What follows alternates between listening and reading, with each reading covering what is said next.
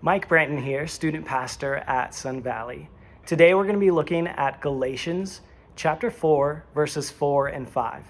There's so much packed into these two verses that as I read them out loud, try to take it all in. Verse 4 says this, "But when the right time came, God sent his son, born of a woman, subject to the law.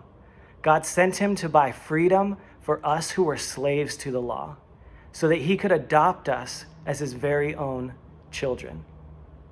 I'm reminded of a lot of things as I read these words, but one of the first ones is timing. God's timing is perfect. In just the right time, at the right moment in history, God sent his son to save the world. And that's why we celebrate this Christmas season, the birth of Jesus. And this huge milestone that happened in history is just one of many that we see in God's word. And my encouragement to you out of this is to set up milestones in your own life. Ones that you can celebrate yearly, ones that you can look back on, and ones that you can look forward to. You see, my wife and I, we have 3 daughters, and before they were even born, we set up these milestones. Whether it be something really small or something really big, we set up these moments that our girls could look forward to. Whether it be chewing gum at 3, or getting your ears pierced at 12, or taking a train trip with dad at 10, or a trip with mom at 16. There were these major and minor things that we had our girls look forward to.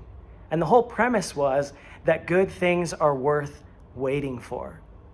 And we wanted that to permeate into their whole life, that good things are worth waiting for by these milestones. And then we would celebrate them.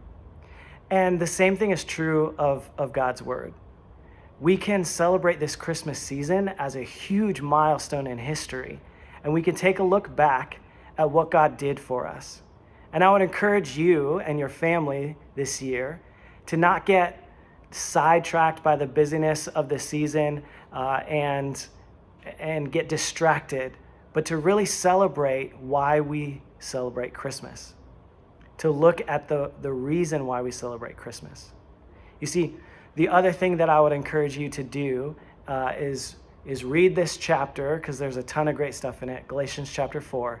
But then after this, take a moment of prayer and just ask God, what are some milestones that maybe myself or my family could set up